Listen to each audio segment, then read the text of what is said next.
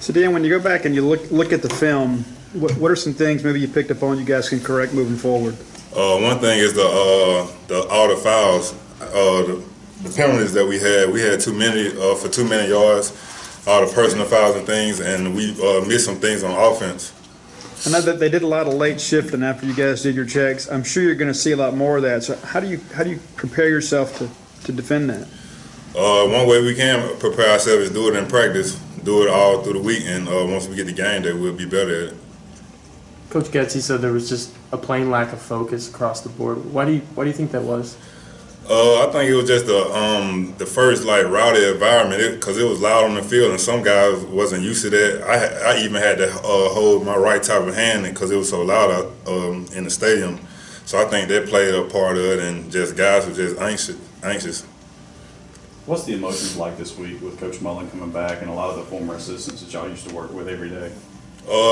I'm sure there's a lot of emotion, but we just try not to show it, and it's just another big game. That's one thing I learned from Coach Mullen playing in the SEC. You play a big game one week, you even have another big game the next week. Dean, are you mad? No, I'm not mad. You think about this past weekend and think about this ball game coming up. I mean, we talk about managing the emotional part of it. I mean, when something goes wrong, how do you kind of, as a leader, kind of keep the team in check? Just tell guys it's not over until the clock hits 0-0. Just keep on working. That's what I was telling the guys because it was 14-7 until 8 minutes in the fourth quarter, and I just told them just keep on working to try to get the ball in the end zone. How would you describe the team meeting that you guys had the other day? I believe it opened some guys' eyes because it's Gary and Jeffrey and Nick, they brought things to guys' attention that really needed to be addressed, and it just opened guys' eyes that we in this together. There's no one in this alone.